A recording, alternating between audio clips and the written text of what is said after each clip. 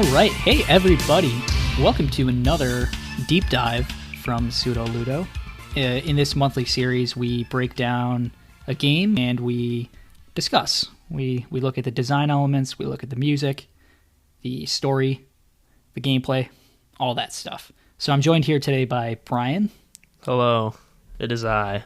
So this is a deep dive of Castlevania Rondo of Blood, also known as Dracula X in some iterations. So, Brian, you just played this game for the first time for this episode. My first time playing it was actually the very first day I played it was Halloween night of 2018.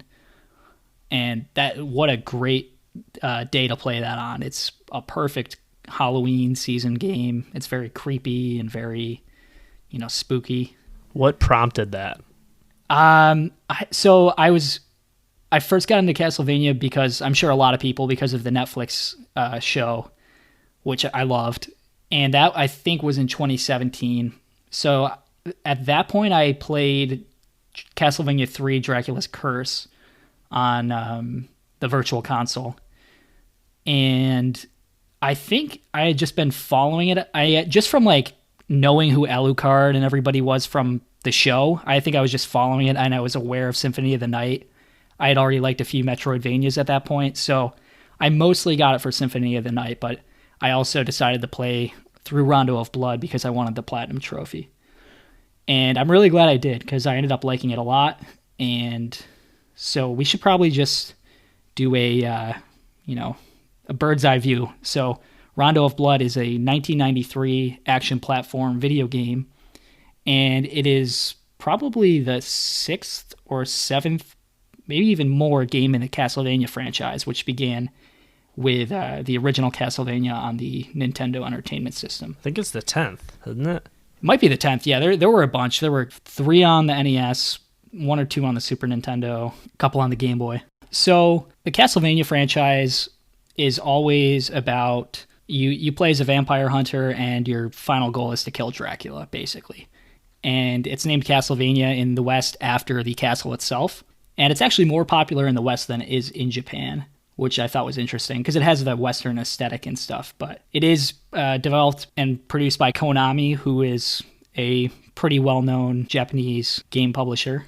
So let's get into kind of the history of this game. This game originally released as, I believe, Dracula X, and it only came out in Japan for the PC Engine Super CD-ROM, which we call the TurboGrafx 16 in America. But it didn't come out in America, only in Japan on that engine. So for a long time, it was actually a pretty rare game for Western audiences to see. It did get a Super Nintendo port, but that's actually not that great of a game. They cut a lot of stuff out, including the cutscenes, and I think they chopped it up. I've never played that version, but I know it's not as popular as the original CD-ROM version.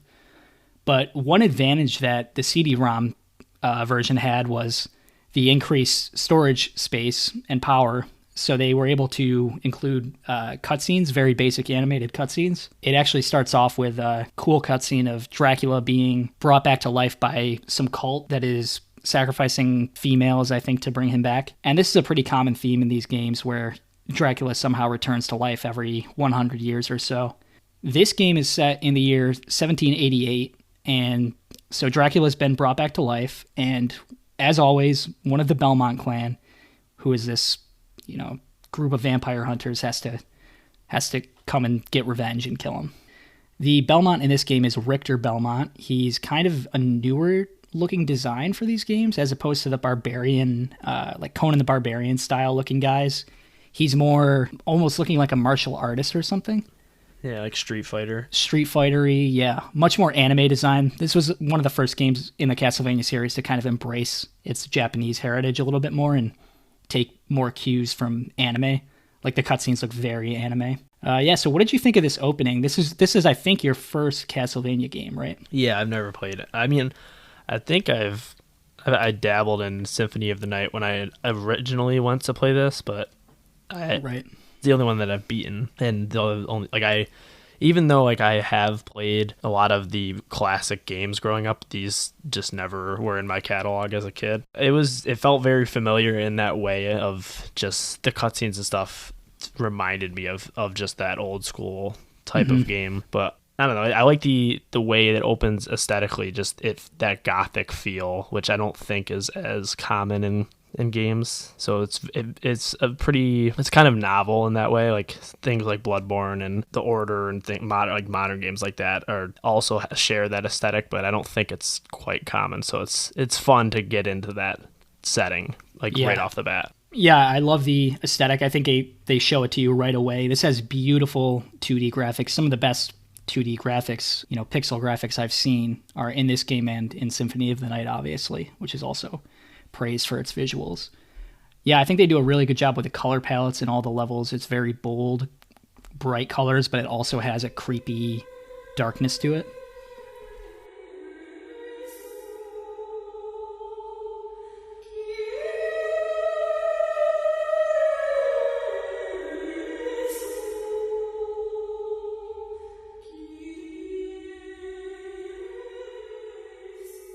All right, so let's talk about the gameplay. So there are actually 2 playable characters in this side-scroller. One of them is Richter Belmont, who plays a lot like your classic Castlevania protagonist from the NES days. He has a whip that has a pretty long range, but a long animation attack. He's actually more agile than a lot of the older Belmonts in these games, but he's still pretty glued to the ground. His jump isn't that high, and you're locked into all your moves. He does have one backflip ability, which is pretty useful. But otherwise, he's pretty slow and cumbersome. And every attack, you kind of have to... You can't button mash your way out of situations. You have to really plan where you're attacking and when you're attacking. And it reminds me a lot of the original Dark Souls in that way, where once you swing your sword, you're really kind of locked into that animation until it plays out. So you can't really panic and mash buttons to get out of a situation. And then the other playable character is actually a secret character who is unlocked in the second stage, I believe, or maybe in the third stage. Second, I think. Second, yeah. And her name's Maria Renard. She is also from a family of vampire hunters who I think are like cousins to the Belmonts or something like that. And she's actually like a 12-year-old girl, and she uses some form of magic, but it seems to be like animal-based, where she shoots birds and other animals. Yeah, cats. Dragons. A dragon out of her hands, maybe. Or maybe she just keeps these animals on her. I don't know if it's supernatural or not. I really couldn't tell you. But she is far and away much easier to use than Richter. Much more powerful, much faster. She has a double jump. She can slide along the ground really fast, which is a really funny animation. Did you find yourself using Maria more than Richter? Yeah, as soon as I unlocked her, I barely switched back. I mean, I did a couple times, but the movement that you get with Maria is just a lot more to my sensibilities growing up with like Nintendo games and platformers, and being able to double jump and just kind of be lighter. It was way more in line with how I play games. So I enjoyed like once I played a level with Maria and then went back to Richter, not being able to jump as freely makes it just a lot more difficult, and I just felt the precision you get with the movement was more enjoyable with Maria. So I played like 80% of the game with Maria. Yeah, I agree. Richter's only real benefit is he has a lot more health, but in the end it's actually way easier with Maria because she can just avoid getting hit so much easier than Richter. And the bird, like the regular attack that you have with the birds, is way more easy to hit. It's way more of a straight line versus Richter. You kind of have to angle it a little more. And it has almost like a boomerang quality where they come back to you, so you can actually get a couple hits on with you throw a couple birds out and then they fly back and hit all the enemies in their way. She's really, really fun to use.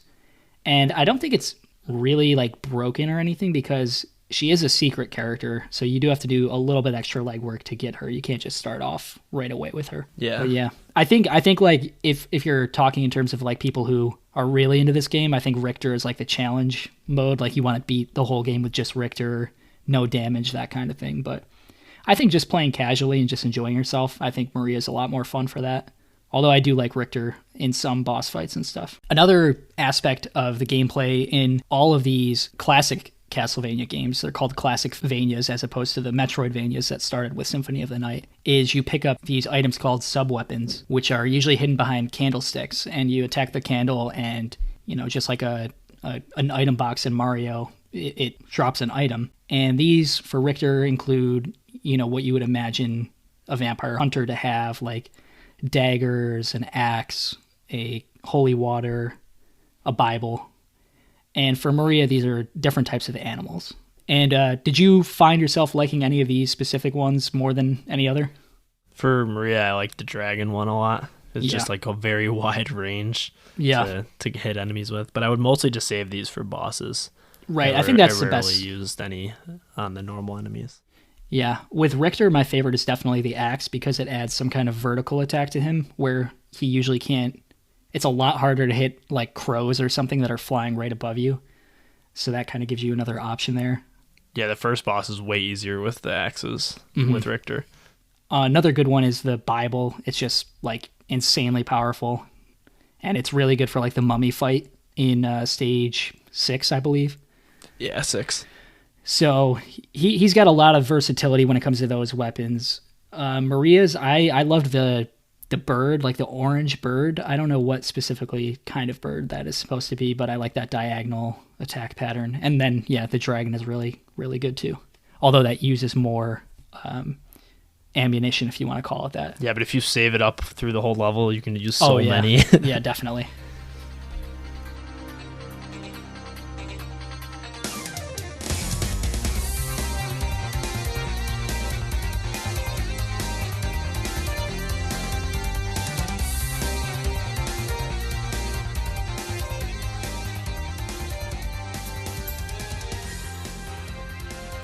How about, now that we've kind of done an introduction to the gameplay, we can go on a little breakdown stage by stage and just talk about what our favorites were and what bosses stood out for us, that kind of thing. So it starts off, Richter's girlfriend is kidnapped, and along with a few other women from his town. So Richter is, in the first level, the prologue, he's riding a horse-drawn carriage up to Castlevania, up to the castle. And here he's attacked by Death, or the Grim Reaper, which is a common boss in these games. Yeah, one thing about these games is like the heritage. Like, it's always the same castle, not the same design every time, but there's a lot of hallmarks that make it there's a lot of callbacks. It really does feel like a continuing of the series with a lot of the bosses that you fight and enemies and all that.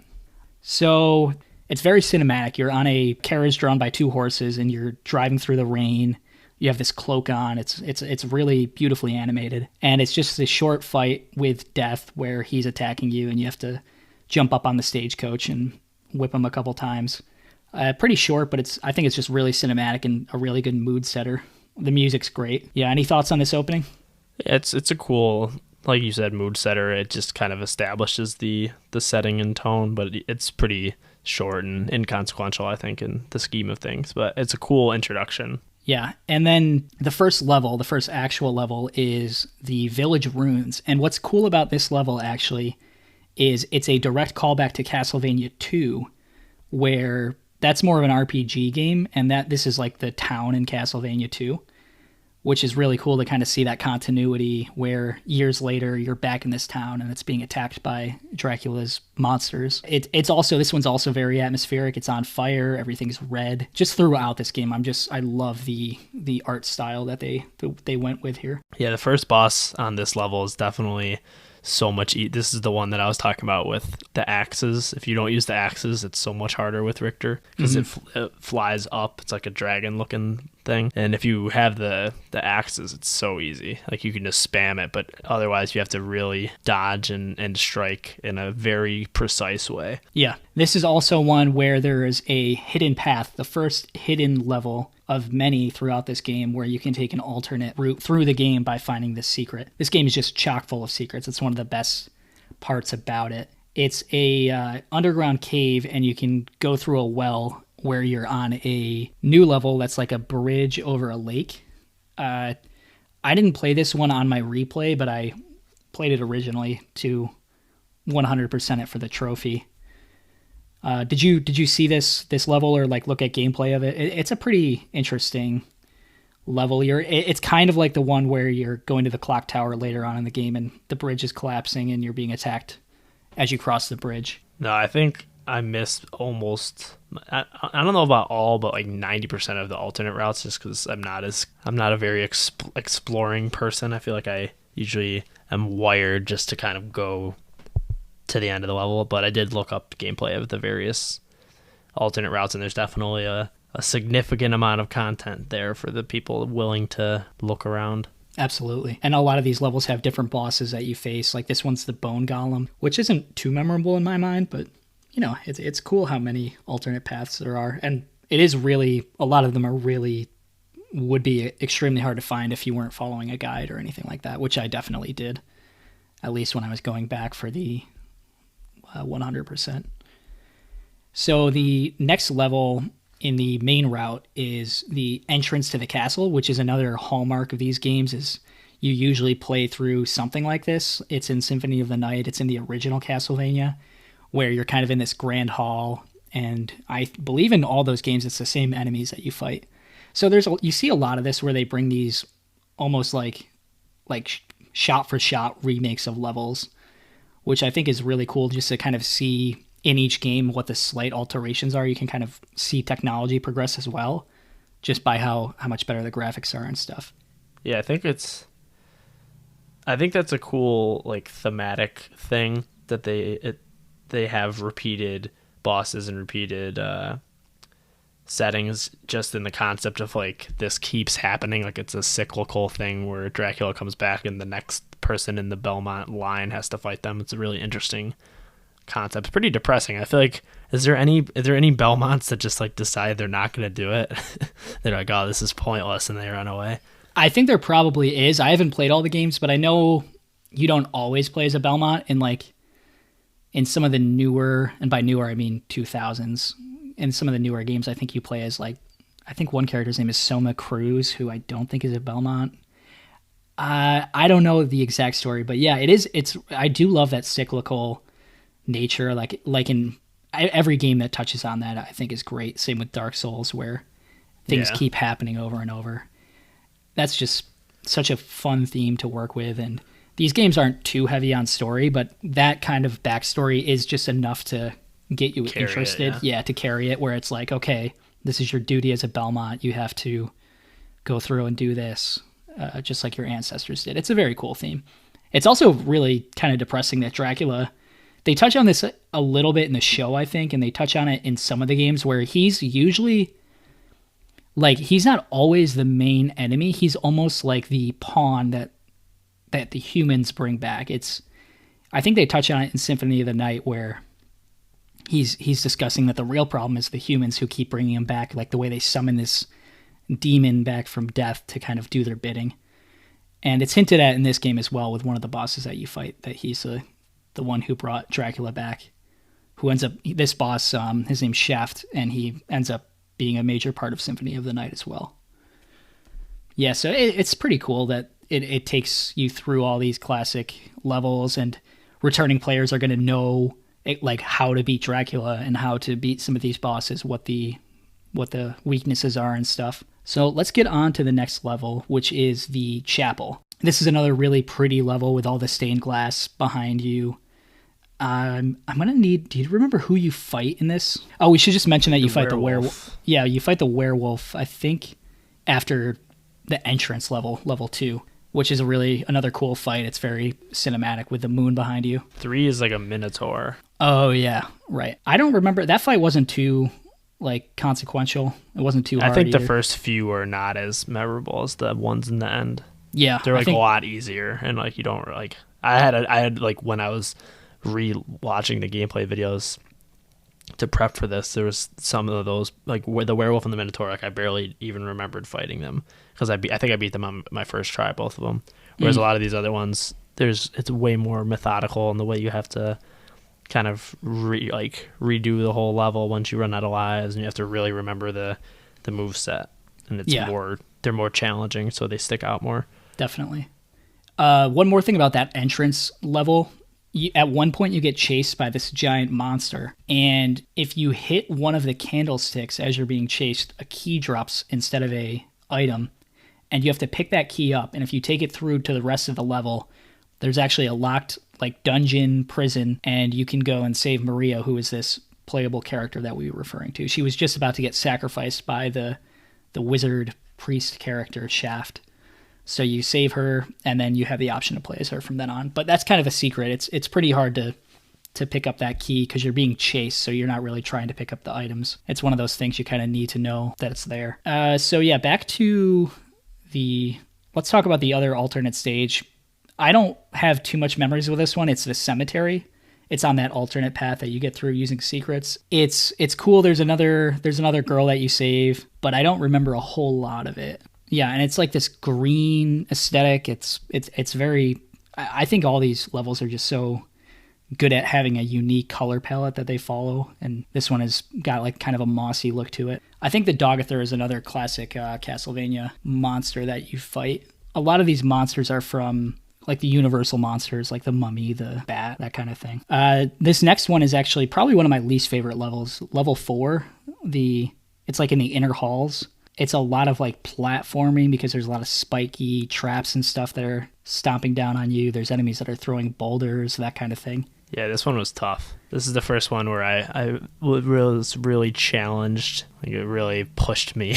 Yeah, and this also has one of the most annoying enemies in Castlevania, which are the flea men. Those little tiny guys that jump around. They can be kind of hard to hit, especially if you're Richter. Playing as Maria makes this so much better though, just with the double jump and everything like that. And many more options. Who is the boss in this? It's like a headless. Oh yeah, thing. It's like a headless knight with It has like a spear. I thought this one was that one was kind of tough just because it was a little hard for me to get through the level with most of my health left. Yeah, I had a hard time with this one. Yeah. This was the first, like, honestly, probably the hardest one for me, like out of all of them.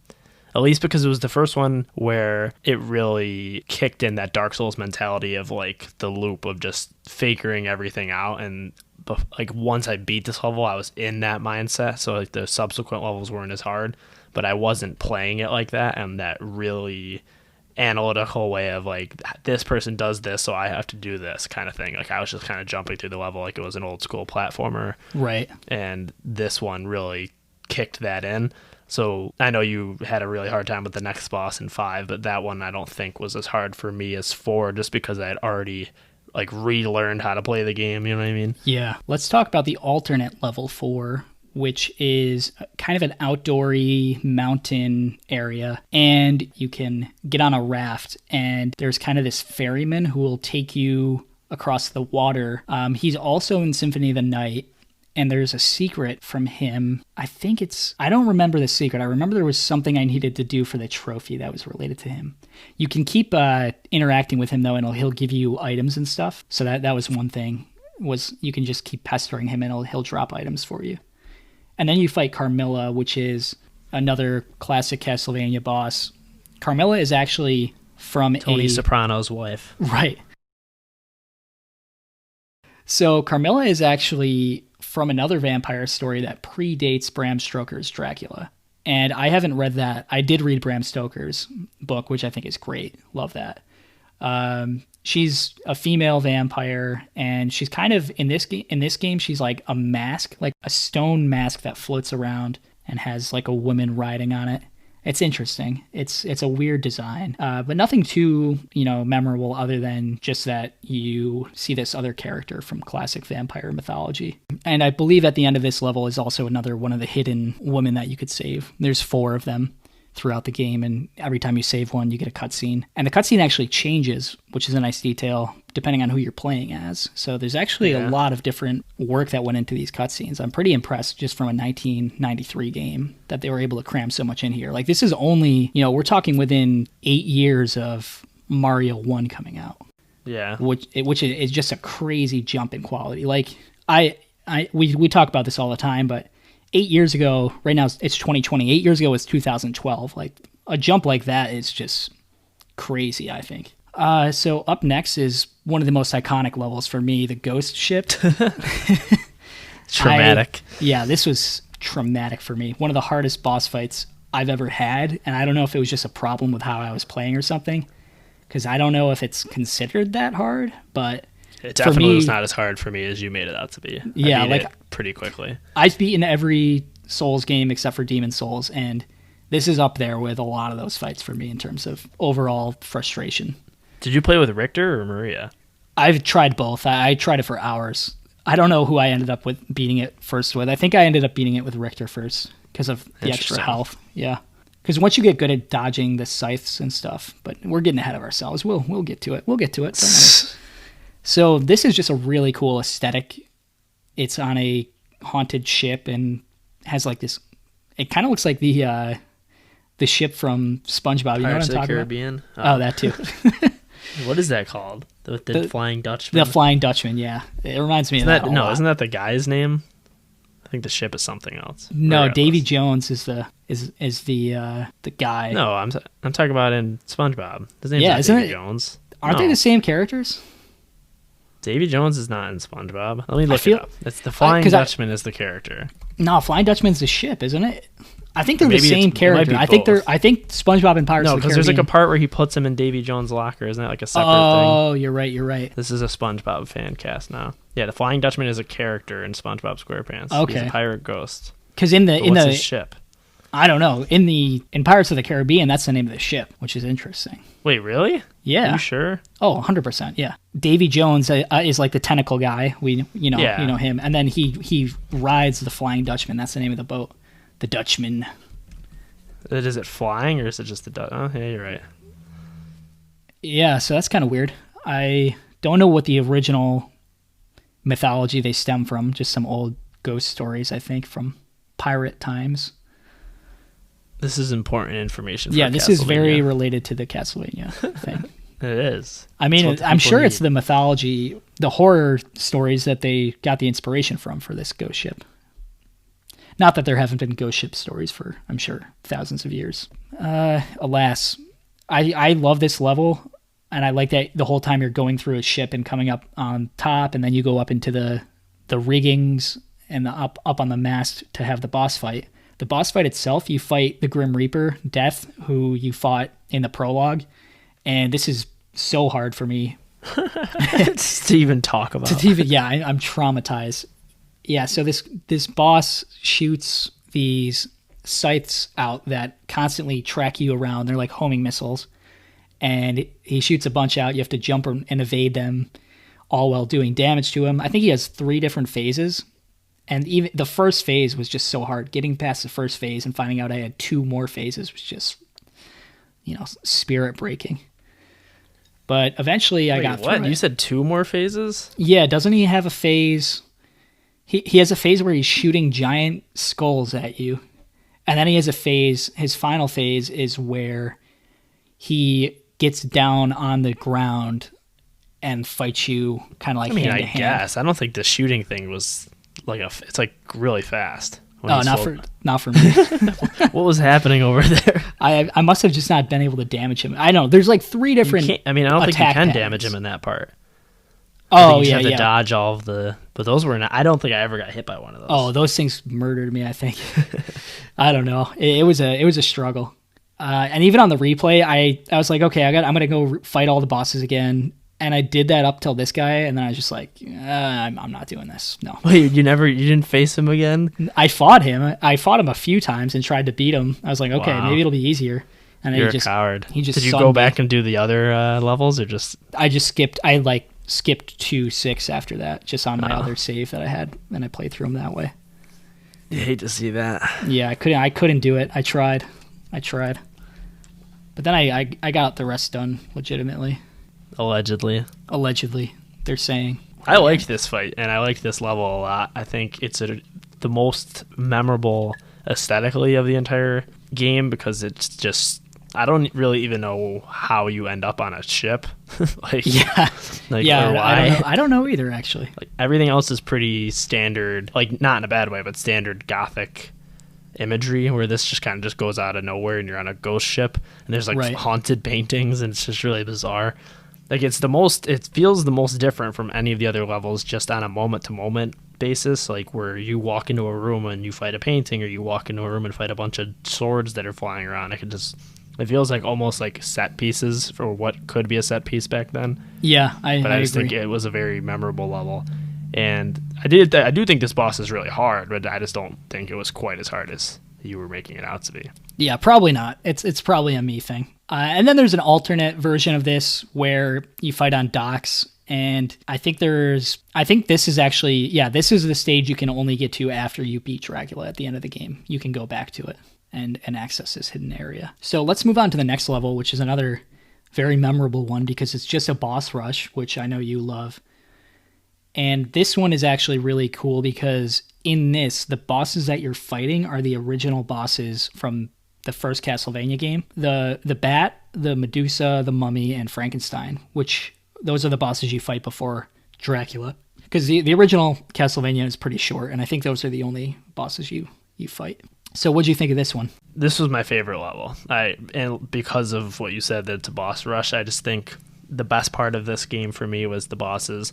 And even though there becomes a satisfaction in learning the level when you have to go back to the boss, I do think it's just more fun to just be able to go right back in. Mm-hmm. And I as soon as I started this level and it was already the boss music, I was very excited because I wish that there was more games in this vein, just the whole thing where it was bosses. I just think that would be a really interesting concept, like a Shadow of the Colossus, but hard. Yeah, the Shadow of the Colossus is not hard, right? But yeah, this one was very, very memorable and my favorite.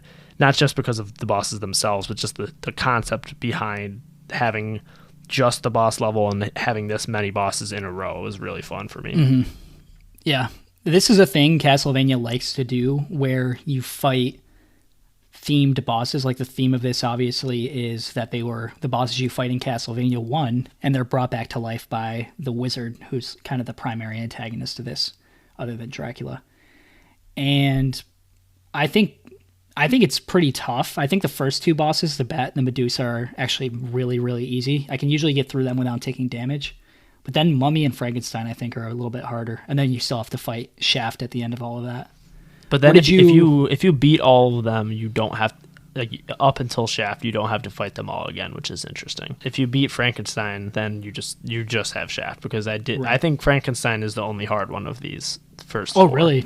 I think the Mummy is, like, you know that move where the mummy like sends like pillars of stone at you and you have to jump up them? Yeah, I figure that, like, the platforming route to get out of that easily. I always had trouble with that. You just have to, like, you have to be close to the platform when you know he's going to do that, and then just jump up to the top and it's fine. But I think the Frankenstein was pretty tough. It was more unpredictable with the way he moved, and then Shaft I didn't think it was hard at all, just because he would be hard if you had to fight everybody again. I was really surprised, honestly, that they broke that up in, like, a checkpoint. That just did not seem like something they would do in a 90s game like this. Yeah, a little bit more unforgiving usually. One thing with Frankenstein is he used to be such a pushover in the original Castlevania. You could actually just completely stun lock him with the holy water, and he wouldn't move. And if you just kept shooting holy water at him, he would just die without even being able to move. So he kind of came back for some revenge here. Yeah, this was good for him, honestly. Yeah, good for him. You know, he's always downtrodden.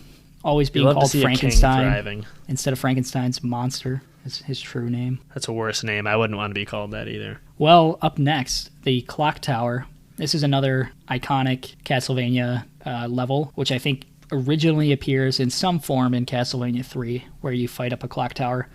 This one is also in Symphony of the Night, and it looks very similar to how it does in this, since there's only a 5-year difference in between those games in terms of the actual story of the game. What'd you think of this level? This one's brutal. This one's really tough. In terms of the level itself, it's I think probably the hardest one. There's just a lot going on, and it takes a while to find the path to the boss.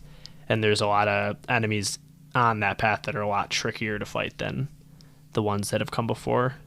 But it's pretty well designed. There's a lot of shortcuts and secrets and things you can find in here. Yeah. I found myself getting lost on this level more than the normal ones, but it leads back to the main path in pretty clever ways. Yeah, and one of the secrets is if you can wind up one of the gears and open a door to get onto a balcony where there's an eagle or a hawk or something that if you kill, you can take the key and then unlock a jail cell in this level to save Annette, which is Richter's girlfriend. She's the final girl that you save. If you watch that cutscene, it's really funny because she like thanks you or whatever, and then Richter's like, all right, hold on, I gotta go kill Dracula still. Like, he kind of just leaves her to go fight him. He's like, all right, good to see you. Yeah, this one's tough. And then the boss fight is really hard too. Do you like what did you think of this fight? I didn't think it was terrible. I think the level itself was harder than the boss. It was just getting back there. I didn't have too much trouble with the fight in and of itself, but what's the lore behind this? Is also Shaft, right? Yeah, I think it's the lore like behind how he's still kicking. I don't know. I think it's his ghost or his spirit or something, because he's like, it's not his body, right? It's just like his cape. Yeah, it's like his cape. Yeah. But he also comes back in Symphony of the Night, and he's like the main villain of that, who's like kind of pulling the strings behind the scenes. So I don't know, but he's definitely got some supernatural ability to not die, it seems. Yeah, good for him. Good for him, yeah. Friend of the show. Yeah, he is a friend of the show. The evil wizard man. So, do you want to talk about the final stage in this game? Yeah, it's another boss rush. I mean, I don't know if it's technically a rush because it's only one boss, but another stage where you just fight. So I liked it in that capacity. And this one is definitely pretty tough, I thought. Yeah, there's no pushover. And especially because he does have like legitimate multiple phases, not in the same capacity as like in the middle of his health bar. Like, you actually have to get him all the way down to nothing, and then a whole new fight starts. Yeah. So this starts off at the top of the tower of the castle, which is always where Dracula is in these games. And it's another iconic moment in Castlevania, these stairs that lead up to his boss fight. They usually do a pretty much one-to-one remake of this zone at the end of every Castlevania game, or at least many of them, where you walk up these stairs and you can get to Dracula, who's in that throne room area. This is also, just should mention, it's the first thing you do in Symphony of the Night is you replay this level as Richter, who, you end up playing as Alucard, but this is kind of just to catch people up on what happened prior to this, how Richter killed Dracula and all that. And a lot of people would know this level originally from that game, because most people in the West who played Symphony of the Night had not played this game. So I was glad that I was able to play this and then go right to Symphony of the Night and see it again. But this level also has a pretty cool secret where there's an invisible set of stairs that you can climb up to and get a bunch of money and in like this attic room. It's very strange, and it's also in Symphony of the Night. It's in a different form, but it seems like there's always a secret in that one hallway with all the candles before you fight him. It's also funny when you beat it with Maria. She just like scolds him, and it's just like really bizarre, the cutscene that follows. So she's like a little kid. Yeah, the cutscenes with Maria are really funny. I just love the humor of it, where you have like this kind of like manly martial artist looking man come and save Maria, and then he's like, all right, go home now. And then no, she just goes and throws birds at everybody. Yeah. Kills Dracula, the embodiment of all evil, with like some birds and dragons and stuff. Yeah, so what'd you think of this fight? I think it's pretty well paced and pretty fun. It can take a while to get the feel down for when to attack, at least with Richter. Yeah, definitely more with Richter than with Maria. I tried both, and it was a lot easier with Maria. Mm-hmm. Yeah.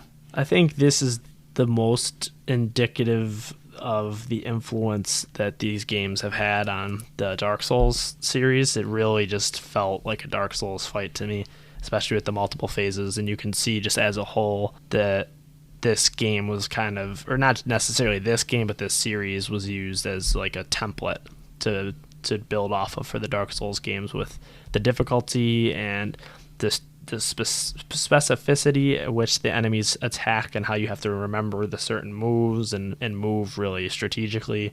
And so it was really cool to see something that was, made before I was even born, that has carried this influence all the way into some of my favorite games that come out today. Yeah, definitely. And when you beat Dracula, you get a cutscene, and it's different based on Richter or Maria. Like you said, Maria kind of scolds him, and like it is really funny how she like talks to this. Very bizarre. She's like, "Oh, you were mean to everyone," so like. And then Richter and him have a more cerebral talk, although the translation isn't like the voice acting and translations in this are a little weird because they're still from that era where localization wasn't perfect.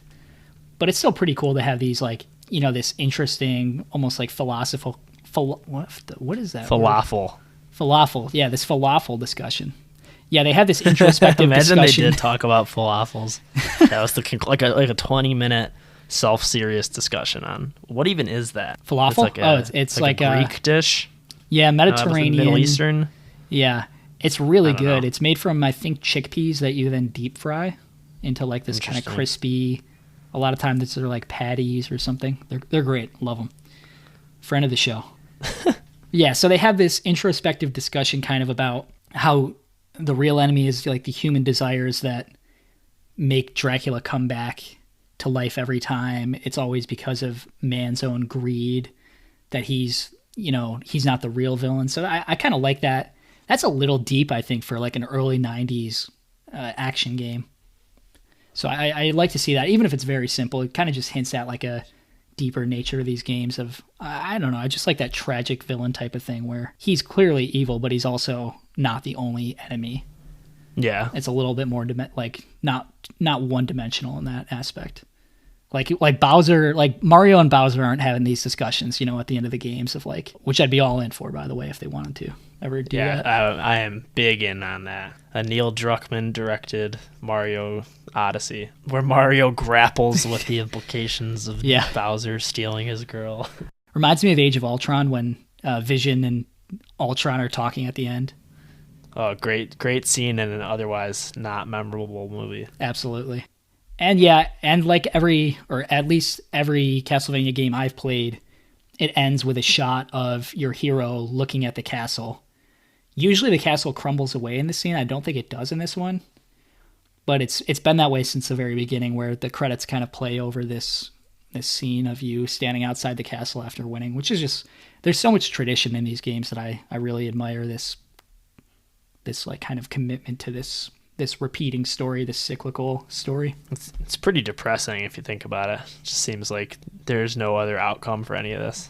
Yeah, it's kind of just like about like everybody. You have a duty. Every generation has the same duty to forge their path. It's never, nothing can ever be fixed forever.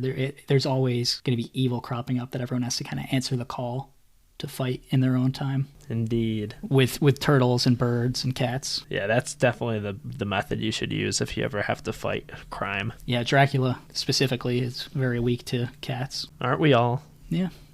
If you have allergies, maybe everyone in that game is just hyper allergic to like animal dander, and that's why it's so effective. Well, yeah, they wouldn't know yet. So I'm going with that as the canon explanation. So we can talk a little bit more about the legacy, I think. First, I just want to shout out some of the weird secrets in this game, which are preserved in the... we should also mention, we both played this on the PlayStation 4 through the Castlevania Requiem collection, which is a really, I think, great collection of Symphony of the Night and Rondo of Blood. It includes all the extras. It has a little bit of extra stuff you can look into. But one cool thing about this game is if you put the original game into, I think, an older system, like a system that couldn't play the CD, there was actually a level that you could play on it, and it's like this weird cartoony. It's insane that this was in here. So like if your engine didn't have like the required specifications, you played this like weird demo level where you're like a cartoony. You almost look like a Lego or something. It's this really was intentional. Strange. Yeah, no, like a glitch. No, it's a built, like, I don't know. It's really weird though. But I think it's just very strange. It's like design. It looks almost like a Sonic game or something. It's like these blocky. I'll send you pictures later, but yeah, it's a really weird Easter egg to put in for someone who doesn't have like they look like South Park characters almost. It's pretty funny, but it's just like a short level that you play through, and then I think it says like you don't have the required features. And then I think if you put the CD into a CD player, there's actually like a recorded conversation or something between Richter and Maria, which is pretty cool. Yeah, wow. Yeah, so how do people even figure that out? Yeah, I don't know. I'm sure a lot of people put stuff into CD-ROMs back in the day. I don't know if that's a common thing to do with old CD games, like to have some kind of thing. But yeah, it's pretty cool. I think I'm looking at a transcript right now, like a translated version of it, and it just says like, this CD is for a CD-ROM system, blah, blah, blah. You can't listen to this. It's not music. It's funny. Yeah, so just stuff like that. And I just like all the details that change based on who your character is. If you're Richter, everything's very serious looking. And if you're Maria, like the game over screen looks like those magnetic, like rainbow letters that you play with on the fridge, that kind of thing. Yeah. It changes the aesthetic up. It changes all those cutscenes as we talked about. So I think a lot of detail went into this game, which I really appreciate that kind of thing. I think that's really cool. Yeah, I feel like that is more common back in the day compared to now, where there's just like an excess of little Easter eggs and things that are difficult to find but are well spread out throughout the experience. I don't think that's as common anymore, or if it is, it's not as special just based on the internet. Right. Everything is found within days, so it's not like as memorable, and it's rare that you really even find these things yourself because you just happen to see them if you're looking up something else about the game or whatever. So I think that's part of it. Is there's still like a lot of developers still do stuff like that, but it's just like discovered way easier, like way more quickly and way easier than it ever would have been back then. Yeah. So let's move on and just talk a little bit about the implications and the like design of this game and where you see it in modern game design, and then we can get on to just our final thoughts on the game overall. So as we said before, like I think Bloodborne is the modern Castlevania game. I think you could have licensed that as a Castlevania game and it would have fit perfectly. It has a whip, which Brian loves to use that whip. Best weapon in the game. Yeah, it has this gothic setting with all these monsters and horrors in it. And you explore these castles and this gothic architecture. I think it's just like exactly the vibe they were trying to catch back in the 80s with the original Castlevania is what they did in 2015 with Bloodborne. But where else do you kind of see these? What do you think is the legacy of these games? I mean, I definitely think the Dark Souls games in general are the most significant influence that it's had, because I do think that this like design philosophy of difficulty being part of the design and the games not being forgiven and all that was obviously much more popular in the 90s and 80s, and I think it kind of died off for a little bit, only to be brought back with Dark Souls and Demon Souls, and then which I do think directly not take from this, but are inspired from these games. And then those games being so popular, it has spread out to even something like Jedi Fallen Order and, you know, Neo and these other games where the Dark Souls and Demon Souls and Bloodborne and Sekiro, like all the From Software games, have taken what was a very successful and popular thing that kind of fell by the wayside and brought it back in full force to the modern budget and 3D open worlds and all that. And I think the success of these games has brought the success of the old games back and inspired other games that are more mainstream or more, you know, easy, but they take this idea, these Metroidvania style maps and the difficulty of the combat, which obviously with something like Jedi Fallen Order could be adjusted with a difficulty slider, but you know, it still has that inspiration in a very, very, you know, mainstream IP game. Definitely. Yeah, I think that thread is so critical to these. The Souls games, we talk about it ad nauseum, but they really do bring back that older feel to games where not everything was spelled out for you and the difficulty was unforgiving but also fair. And I see that a lot in this game where even when I was dying to the Grim Reaper in that fight on the ghost ship, I could still see where I was messing up and what I needed to change. So in that way, it feels very deliberate, where it's not just like, oh, this is just garbage, you know, I shouldn't have died there. It's like I know what I need to improve, and if I can execute better and think better and react better, I can get it done. It's very learnable. Yeah, that's what's so good about this style of design, and I don't think it's really particularly easy to pull off, but I definitely felt that with this, and also with all the From Software games. Like you said, like when you die, it's your fault. It's not like 9 times out of 10. There's obviously some glitchy stuff or some camera stuff or whatever, but it's like 90% of the time, you know, like you just messed up ever so slightly and it caused you to lose, which is a really interesting and fun loop to get better. I like hard games, but only if they're designed to be hard, and that's the approach they took from the beginning, because I don't like normally going into for example, like Uncharted or your average action game or something, and just turning the difficulty slider all the way up, because usually that just means enemies, you need more hits or they can kill you in one shot. It's not really designed in that same way of the mechanics from the start are all balanced around this difficulty and that type of thing. I usually enjoy playing games on just the default or on a lower difficulty just to kind of breeze through and enjoy the story or whatever else it has to offer. But in these games where the challenge itself is the combat, I really do enjoy that. So what was your overall take on the game? Well, I ended up really loving it, but in the beginning, I was not having the most fun with it. Like, I appreciated it as like a historical text, I guess, like a relic from the old age that clearly has made a significant impact on some of my favorite games. Yeah. But until like the midway mark is when I really saw that you have to tap into those same strategies that I do in the Dark Souls games, and that's when it started to get really fun for me around like level 4 or so, where the beginning I was just kind of playing it like a platformer, and it wasn't like I hated it, but I wasn't really having much fun with it. I was just more appreciating it. But I think the back half I was having a lot of fun with it, because it was that primal loop that I can go into with some of these games where it's just you have to learn every aspect of the level to beat it, and it really felt like playing Bloodborne or Dark Souls, and obviously those are some of my favorite games, so by the end of the game I was really loving it. Yeah, that's great. I'm glad you ended up liking it. I agree. I didn't expect too much out of it when I started playing it on that Halloween day, but I ended up did really that fateful day.